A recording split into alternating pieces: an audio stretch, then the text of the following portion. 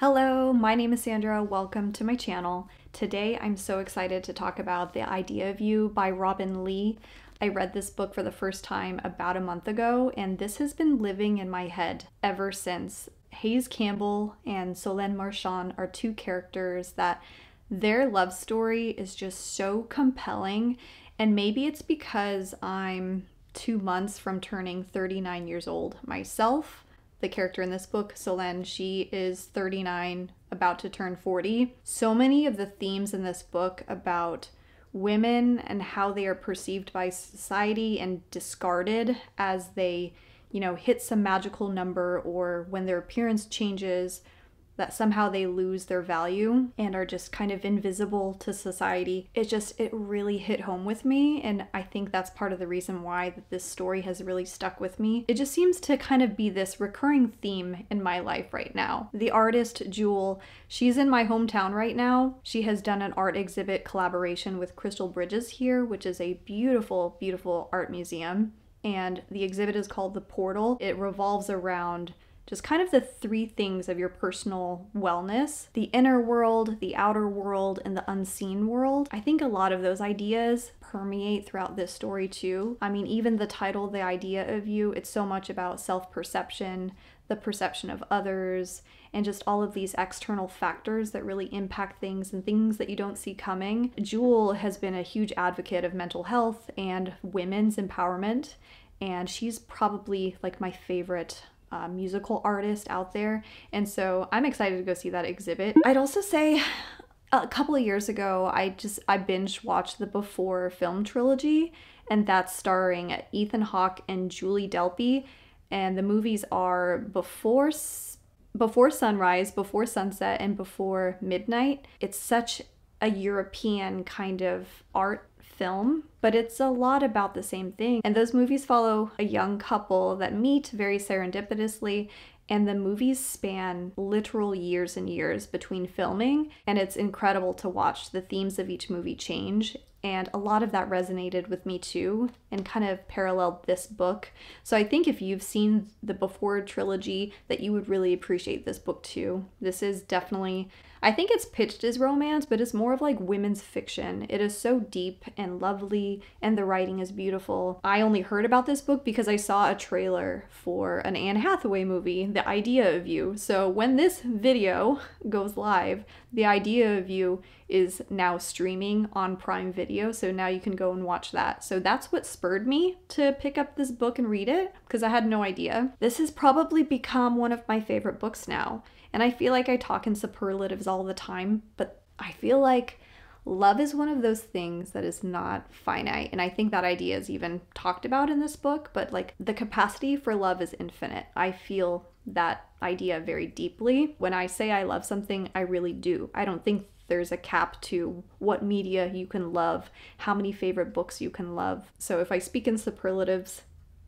just kind of that's what I mean by that. The Idea of You is about a 39-year-old woman named Solene Marchand, and she has a 11-year-old daughter, I believe, or maybe 12-year-old daughter.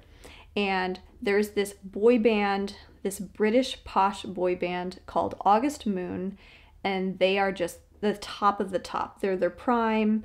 They are world renowned, just as famous as you can get, like Taylor Swift level for boy bands. And so her daughter's obsessed with this boy group. And so Solene ends up having to take her daughter to an August Moon show because her ex-husband has to back out. And they are divorced of a couple of years because they were fundamentally different people. He ended up finding someone many years younger than she was, and now he is with that woman. So their relationship is very strained in that way. And then you have Solene, who is 39, she's looking at 40. She is the co-owner of an art gallery in Los Angeles. She ends up meeting this frontman of August Moon, and they start a forbidden relationship. And it's forbidden because her daughter is obsessed with him because, she's a tween girl obsessed with this boy band, but also he is about half her age. He's 20 years old, and she, like I said, is 39, like 6 months from turning 40. The first part of this book, she scoffs at the idea of ever entangling herself with someone that she views as basically a child.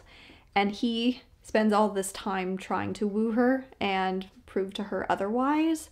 And he very much struck me as kind of an older soul. He knows what he wants, he goes after it, he feels deeply, and he gives himself over to that feeling and lives his life that way. The book is kind of about Solene kind of adopting that mentality too. We see her forbid herself from just enjoying life to the fullest because of all of the external dialogue that she perceives will happen with a 39-year-old established woman dating this 20-year-old who can't even buy a beer at the bar. It's such an interesting story because even beyond the romance, it goes into heavy, heavy themes of fame and toxic fandoms.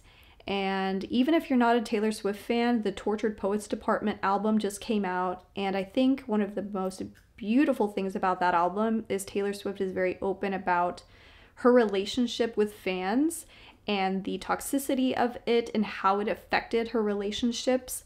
This isn't just like when she dated so-and-so, who cheated on who, or anything like that. I think it's more of the impact of fans on those personal relationships that she tried to protect. A lot of this book deals with that. It deals with the naivete about Solene thinking she can bury her head in the sand and pretend that the fame isn't going to reach her. She's going to avoid it. She's not going to actively look up comments about herself in the blogs and media. It's also about the naivete of Hayes Campbell, though, because at 20, he has a very enthusiastic, optimistic look at things. I think for women who are established in their lives and have responsibilities like children, I think a lot of young people, young men might underestimate the baggage, not to call it baggage, but you know, the baggage that comes along with having a relationship with someone who is established. So this book is so much about the idea of you,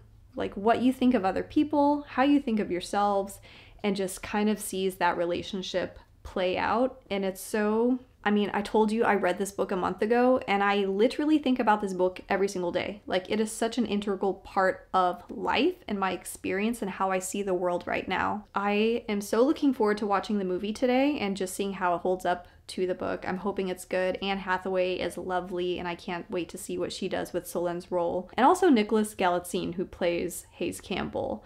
I think that they made some changes, so I'll probably report back, but over on the Story Darlings podcast with Tara, because I think she's going to watch the movie too, and then we're going to hop on the podcast and talk about it. It'll be interesting to see how that holds up against the book. I could go on and on gushing about this book. This was like a 6-star read to me, just because the characters, the themes, the romance, I was in love with everything about this. I am kind of bummed out. If you read this book, apparently there is a UK edition, a very special UK edition floating around out there that has bonus content called 7 Minutes with Hayes Campbell at the very end of this book. I don't have that version. This is the UK paperback edition. I bought this hoping it would have that bonus scene in it, and it did not have it.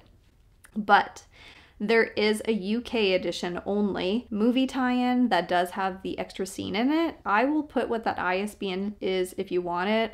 I went on Blackwell's website to order a copy of that book so that I could read it for myself because I have to have it.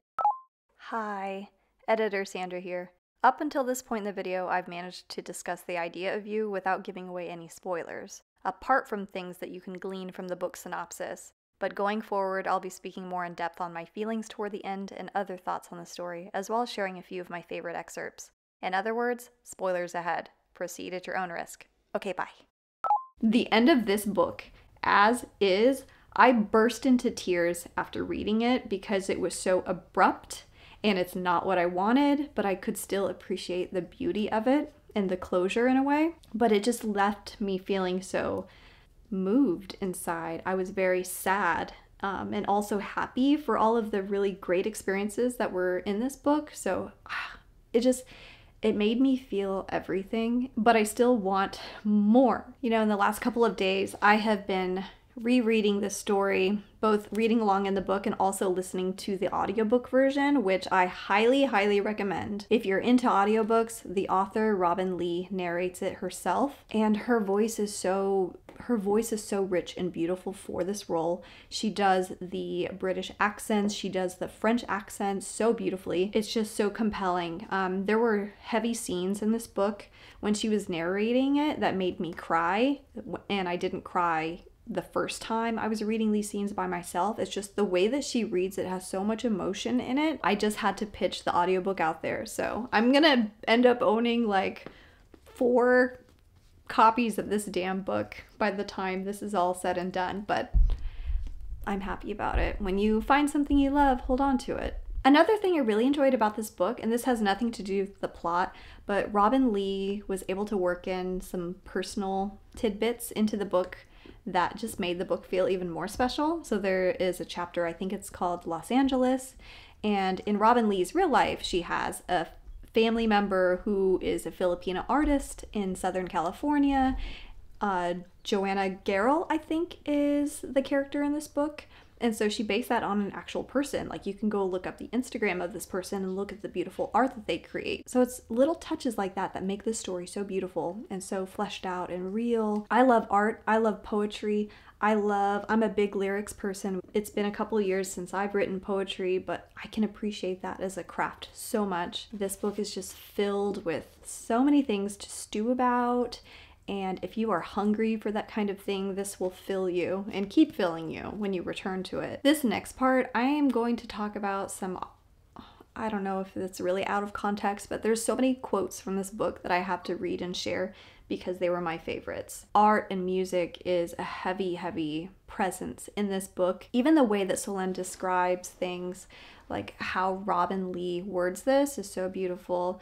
So Solene is talking about Hayes here. She says, "I love this face, tracing my thumbs over his eyebrows. I love the proportions of it. I love the symmetry. I love that it reminds me of a Botticelli cherub." He smiled. "I'm pretty certain I've never heard that before." And then she mixes in humor. "Can I tell you a secret? Do. That first night in Las Vegas, I distinctly remember thinking, God, I just want to sit on this kid's face and pull his hair."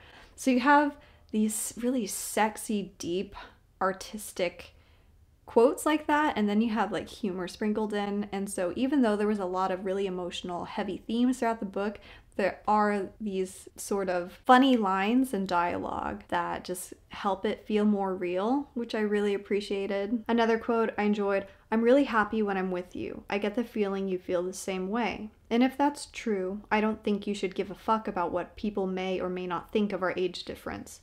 Furthermore, if our ages were reversed, no one would bat an eyelash. Am I right? So now it's just some sexist, patriarchal crap, and you don't strike me as the kind of woman who's going to let that dictate her happiness." This is what Solene keeps fighting against the whole book. She keeps living with these constraints that a society thrust upon her, and Hayes is trying to get her to discard that and just be with him, be present, like they are the only two that matter in this whole thing. This is the only thing that hurt me, physically, emotionally hurt me about the ending, is that she kind of just gave into that notion of it. She kind of cut off the relationship before giving it a real chance. And the interesting thing about the story is that they're both kind of at these pivotal moments in their life, right? So her husband is now getting married, and Solene has to grapple with getting older and being treated differently by society.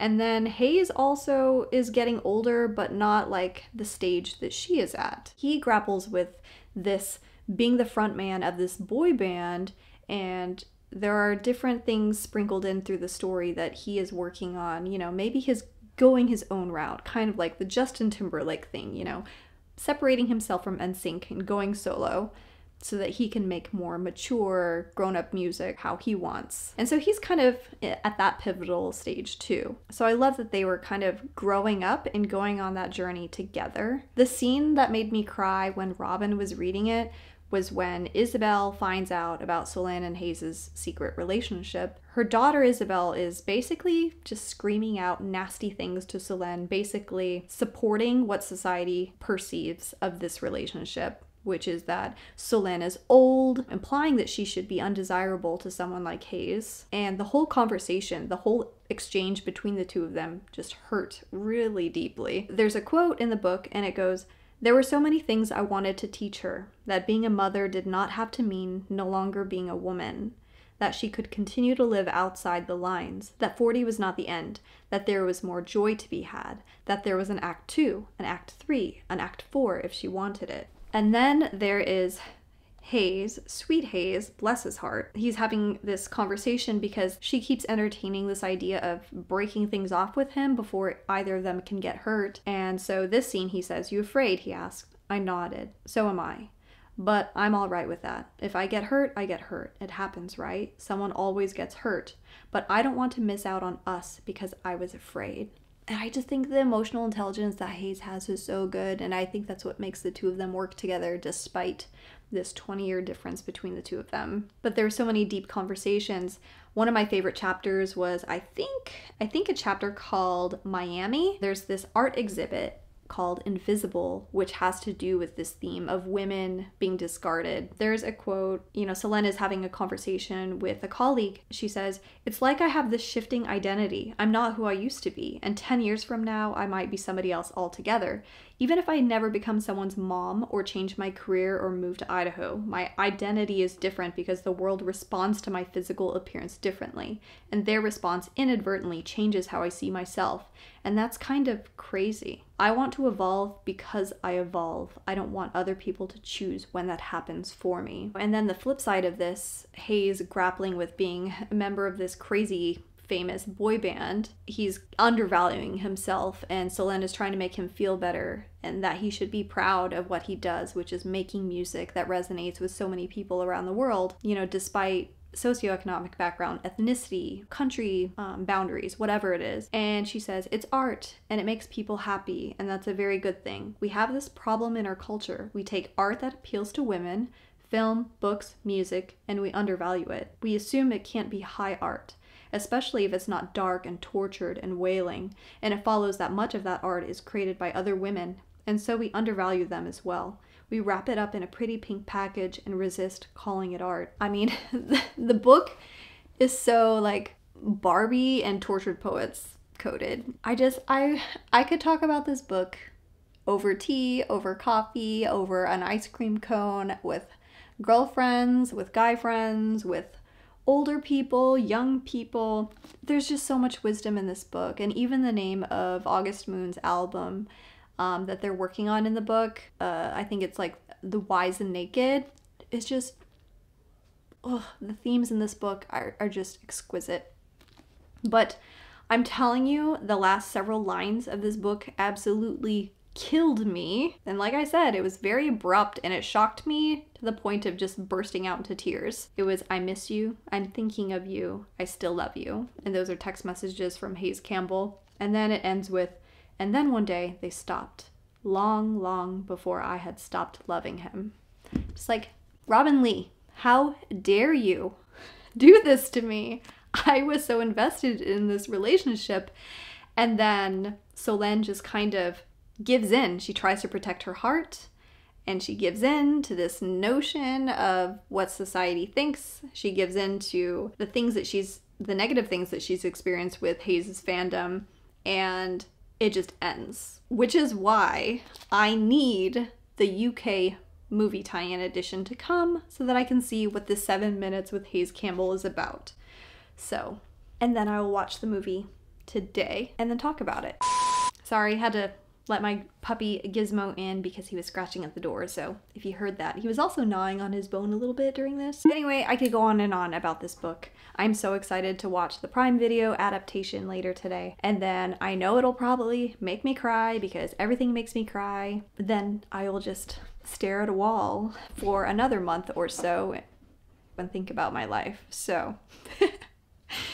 It hurts so good, and that's all you can ask for with a book or a film or a song. I live for feeling that way. Please read this book. It's so good. There's so much talked about in this book that I feel like is so important. I just need other people to gush about this book with me. I have to mention this. It's also on Kindle Unlimited, so if you have a Kindle Unlimited membership, You can read it on your Kindle or your phone right there. Please check this out or watch the movie if you're a movie person. Let me know what you thought. Or if you've already read this and you're even more obsessed than I am, please let me know. The idea of you. If you made it all the way to the end of this video, drop me like a light bulb emoji. I will see you next week to talk about what I'll be reading for the month of May. Until next time, bye.